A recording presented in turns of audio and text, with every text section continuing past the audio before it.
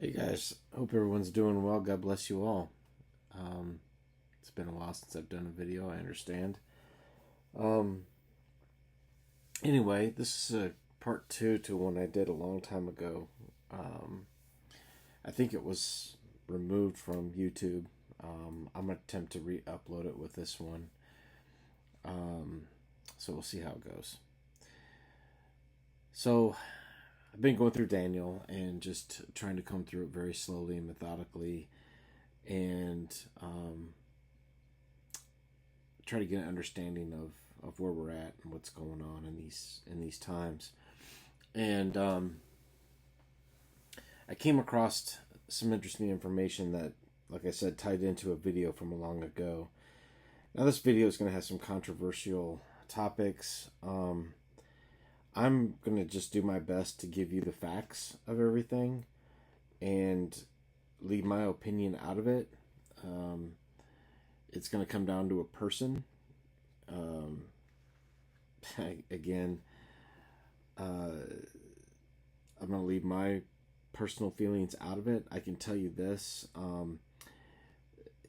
I have feelings on what this person's doing, but I don't know for sure.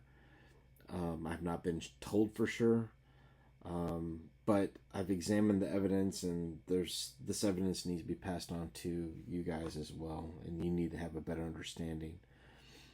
Some people have already formulated this understanding. A lot of people are still have not. Um, but it's kind of mind blowing and sobering when you think about just how we've been taken, and you'll see here in a little bit how we've been taken into captivity with our current administration. Um, I was diehard right wing all my life until the Holy Spirit opened up my eyes, and as most of you know, um, it's they're the same on both sides. There's no end to the wickedness that they do, regardless of their political affiliation. So keep an open mind on this. I may or may not disable the comments. I'm not sure if I'm going to go that route or not. We'll see what happens. But let's get started. So I talked about in the first video, and you can watch these in either order. It really doesn't matter. But in the first video, I talked about the king who ripped away. That's what I called it. And as about Nebuchadnezzar. And he obviously took Israel, Jerusalem, as captive, drug them all the way back to Babylon, and incorporated them into his kingdom. Obviously we know about Shadrach, Meshach, Abednego, and Daniel, who stood in the court of the king. And through God's grace, that all happened. But when I started reading this, the Lord was like, there's two types of captivity.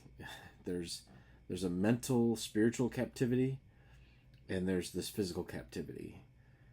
And then I started seeing some things, and I was taken back, as I'm hoping you will be as well.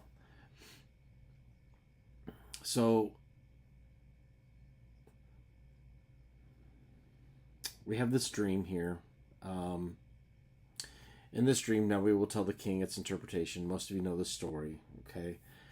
You, O king, are the king of kings. So obviously King Nebuchadnezzar has had a dream, and he cannot find anyone to tell him both the dream and what it means. So he has basically said to his necromancers and astrologers in his kingdom, if you aren't able to tell me this, I will have you all put to death, basically.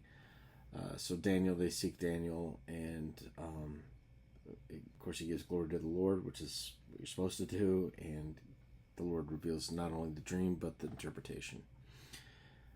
So this is the dream, and where he's telling him, now we will tell the king its interpretation. You, O king, are the king of kings, to whom the God of heaven has given the kingdom, the power, and the might, and the glory, and into whose hand he has given, wherever they dwell, the children of man, the beasts of the field, and the birds of the heavens, making you rule over them all. You are the head of gold. Okay, so he's the head of gold, the greatest kingdom that's ever lived. Um, that is the interpretation. So, with that in mind, so we have Nebuchadnezzar taken Jerusalem, Israel by force, drug them away captive, put them in this land of Babylon with false gods, false ways, um, obviously trying to turn them towards a Babylonian lifestyle. I'm sure, there were laws and rules of what they could and couldn't do as far as their own heritage and feast days and things of that nature that the Bible doesn't really tell us about, but I'm sure those were all in place. So we have an individual who has taken Israel by force and carried them away captive, and now they're part of the Babylonian system where they will have to adapt to the Babylonian ways of life. I assume some of the adaptation was easy, and the Israelites adopted the gods of Babylon with little resistance, as they've done in the past. We all know that. Others, as we know, reading the text, were put into positions of authority in King Nebuchadnezzar's court, where they spoke of God unafraid. Captivity can be mental. In fact, in this day and age, we see a lot more mental captivity than we probably saw back then, or it's more prominent. Then physical captivity, which is in the past much more in the forefront. Drag them away, take them, put them in chains, put them in cells, put them in hard labor, just like the Israelites in Exodus. They were in captivity with Egypt. And then there's this mental captivity, as the Lord was telling me about, where they have swept them away mentally and spiritually, but still they have everything they want and need in this captivity. So mental captivity refers to a state where an individual's mind is constrained by persistent, often negative thoughts of belief systems, limiting their ability to think freely or act independently. This concept is explored in various contexts, including psychological, physiological, and spiritual perspectives. The idea of mental captivity is also discussed in relation to the influence of external factors such as societal norms, cultural expectations, and religious doctrine, which can shape an individual's thoughts and behaviors in ways that might not align with their true self. Moreover, mental captivity can be seen as a metaphorical form of imprisonment, where individuals may feel trapped by their own thoughts, emotions, or pressures of modern life. As Christians, we have to be very cautious and not fall into deception, which is exactly what has happened our whole lives. We are in a deception. We are in a lie. We are constantly on guard. Thank God for the Holy Spirit, because we would be so swept away so easily, as we see a lot of people are. Many deceptions out there that the Holy Spirit helps us navigate. Politics is one of them. I fell victim to this a long time ago, and I did not have the Holy Spirit at that time. When we align ourselves with somebody, a politician or a person of power, we're aligning ourselves with that person. This person speaks for our thoughts, desires, and actions. We are essentially greenlighting them and aligning with them when we vote for them. Are they, without a doubt, reflecting your nation's best interests? Are you placing your trust in them? Because when you start to do this, then you start to give up on God, and you start to put all your eggs in that basket. All right? This guy's going to fix it. This guy's going to get us out of here. This guy's going to make our nation's enemies shake. We're going to be the best. We're going to do what we want to do. And we're the best kingdom in the world, and nothing can topple us. That's the thought in a lot of people today. And I think some are waking up that something's just not quite right with this whole situation, whether you want to put it on the leader or you want to put it on the nation, you want to put it on the flooding that's going on, whatever. I think a lot of people are being lodged or dislodged, if you will, to the fact that something's not right. We see the turmoil in the Middle East. We see the turmoil in the Ukraine. And now what this individual's doing is not completely reflect on what we thought we were going to get, if that makes sense. We don't know them. You see them on TV, and everything they do is scripted. Whether you want to believe that or not, that's something you need to take to the Lord, that you need to ask. But I would bet, I would just say that everything they do, everything they say, every hat, every notion, every gesture almost is all scripted. When you come out here, you're going to do this. This is going to apply to this. This is going to, it's just like when Bush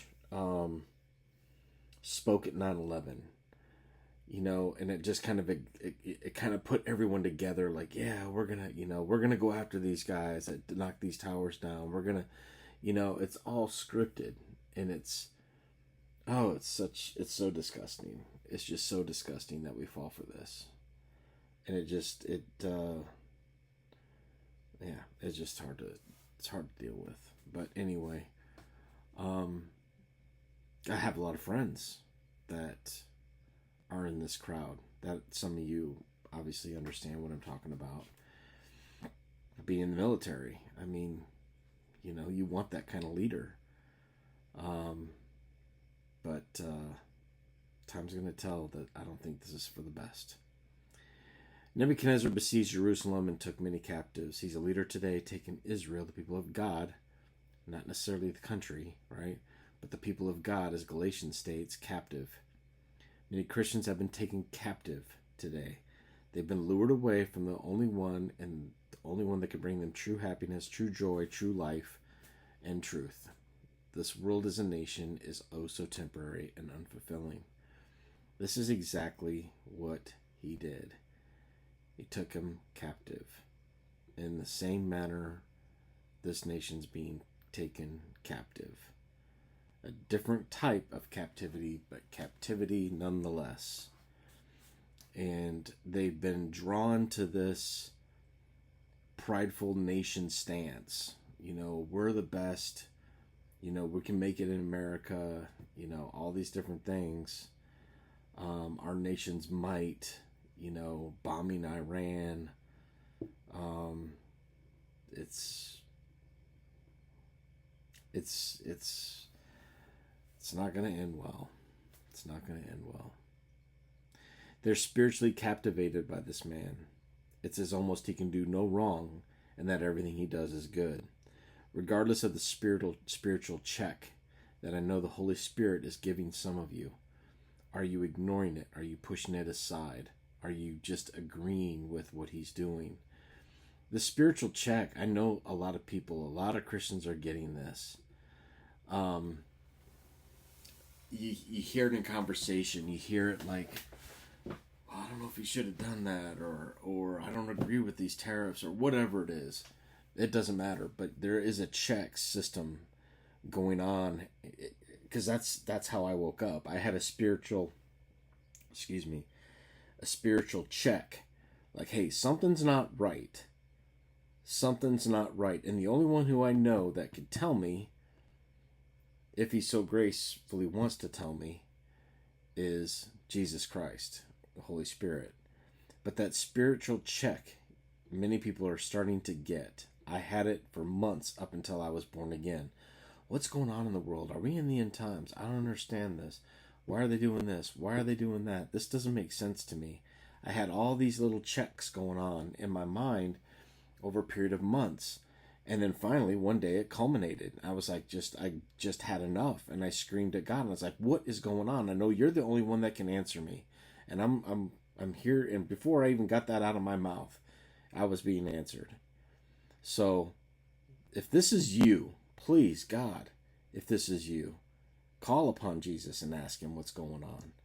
These spiritual checks are almost like a compass correction. If you're following an azimuth, and I hope this analogy works for y'all, but it's a correction. Like, hey, boom, this isn't right.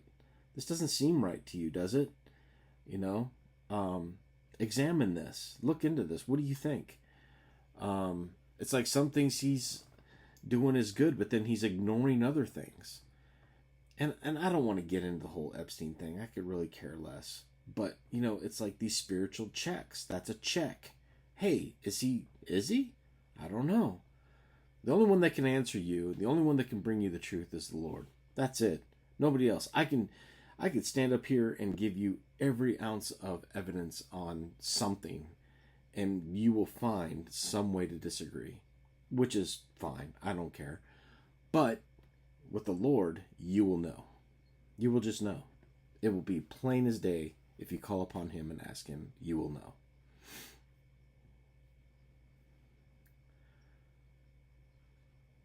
You are the head of gold. I'm just going to go through this. These are some things that stood out to me as quote-unquote evidence. It's true. This is what they were doing. Take it for what it is.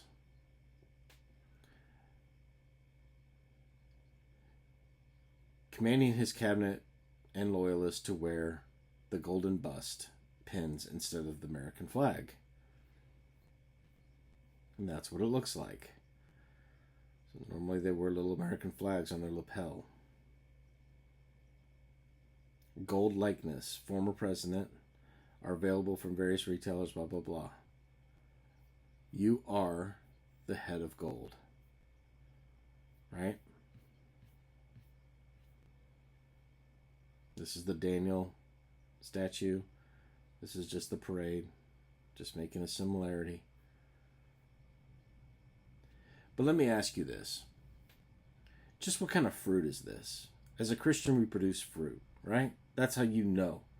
I know that guy's a Christian because he has good fruit. I know she's a good Christian because they produce good fruit. Well, what kind of fruit do they produce? Well, the Bible tells us. They produce love, joy, peace, patience, kindness, goodness, faithfulness, gentleness, self-control.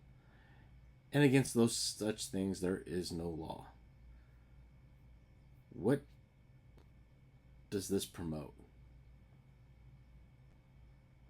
What's the fruit in this? What's the fruit in a lot of things?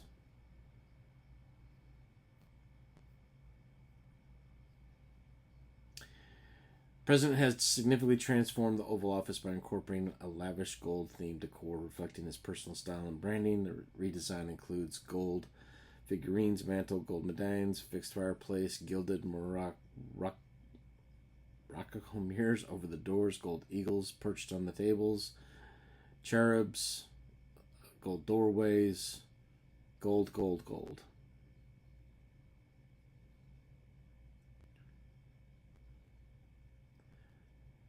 However, in the first year of Cyrus, the king of Babylon, Cyrus the king made a decree that the house of God should be rebuilt, and the gold and silver vessels of the house of God, which Nebuchadnezzar had taken out of the temple, was in Jerusalem and brought into the temple of Babylon.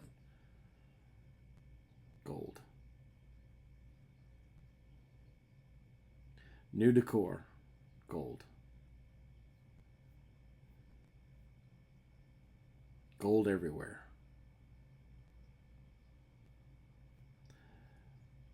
The land of Shinar. If this doesn't prove anything, I don't know what will. Babylon came to Jerusalem, besieged it. And the Lord gave Jehoiakim of Judah into his hand with some of the vessels of the house of God. He brought them into the land of Shinar to the house of God, of his God. Placed the vessels in the treasury of his God.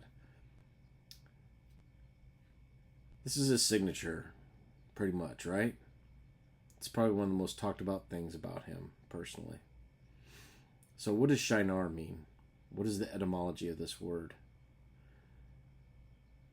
Has to do with hair. Hairdo. Hair. Full head of hair with lots of concerns.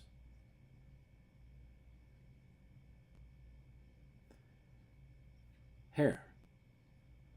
Do you think God did this on purpose? What else does it mean? Well, it also means to sweep or whirl away, as in a stormy wind. Its feminine counterpart means storm.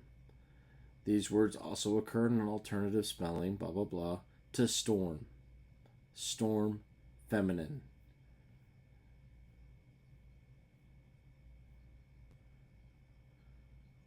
Stormy Daniels. Storm. Stormy. Storm, stormy. And hair. Stormy Daniels.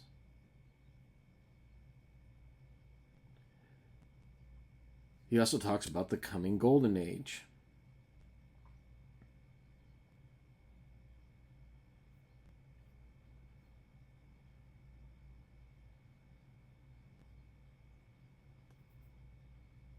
So after Nebuchadnezzar was told he had the head of gold, in the next chapter he talks about setting up an idol for everyone to worship.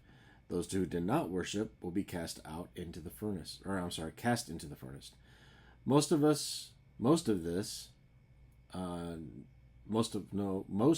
this biblical history. However, the meaning and reoccurring vision is much more sinister. There's a name called Dura, where they set this place up, where they set this idol up, which means dwelling. It has to do with the nervous system. The beast, his image and mark, goes right back to Revelation chapters 13, 14, and 15. So he made this image of gold. He set it up in the plains of Dura. Now, right here it talks about King Nebuchadnezzar, and it talks about all the government officials, everybody, all the government right here. And then it talks about when the sound played, they all stood up, they all bowed down and worshipped and all that. I get into that in the other video, so I didn't go into it too deep here. And also Dura, I didn't go too deep here, but you need to know what this means. Okay, so we're going to talk about it a little bit.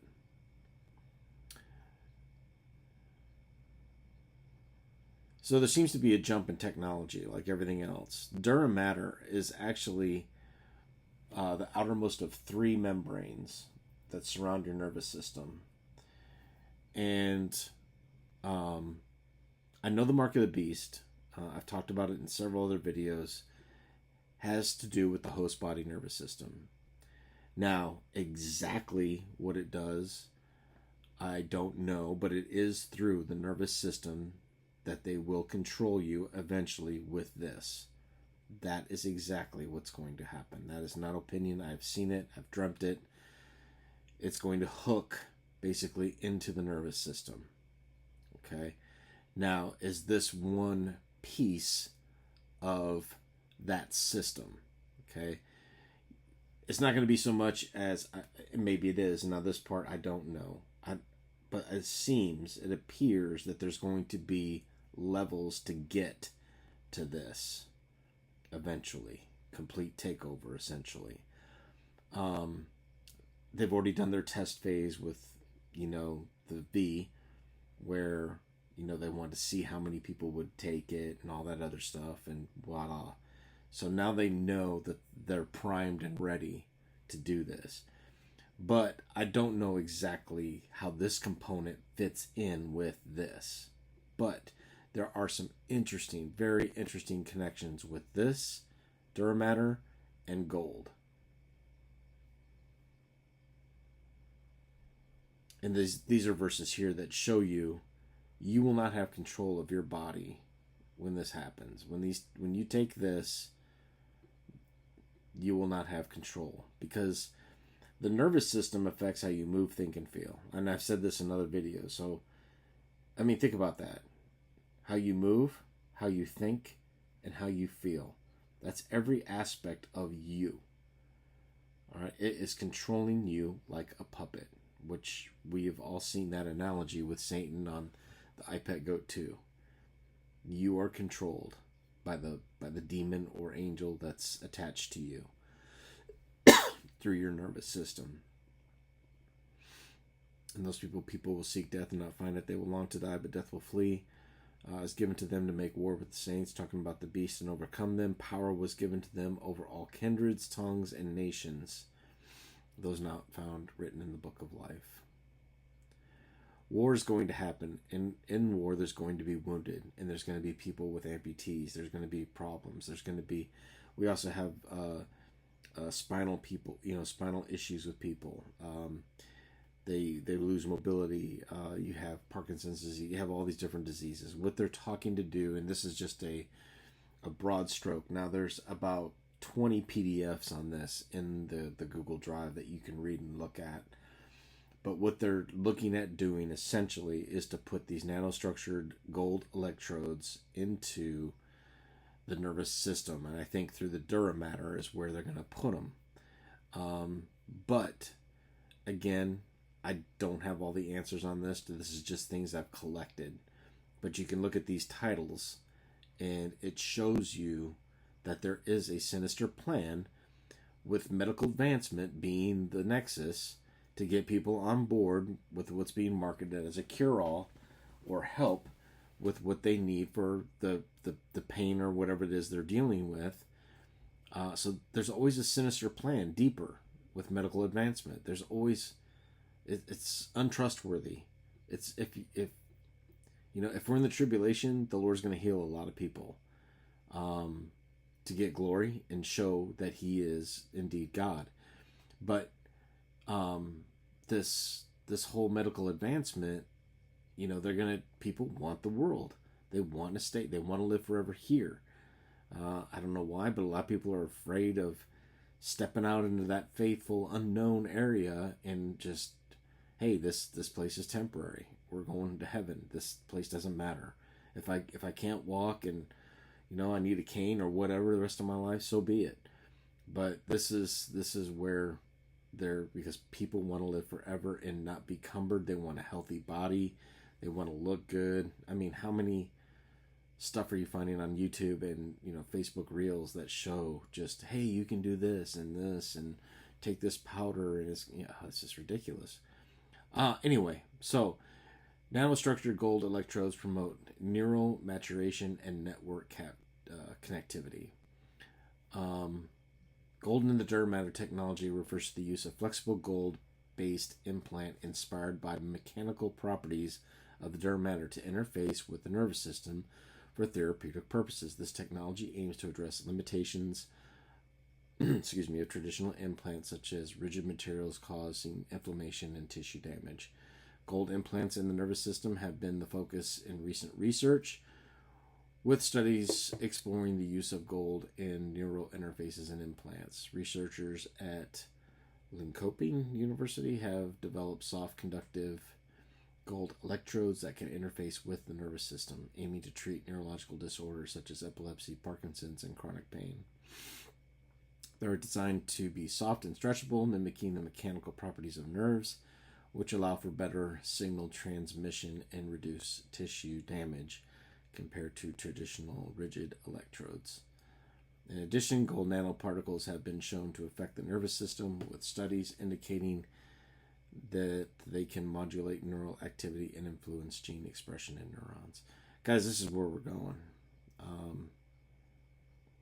This is the time and place we're at right now.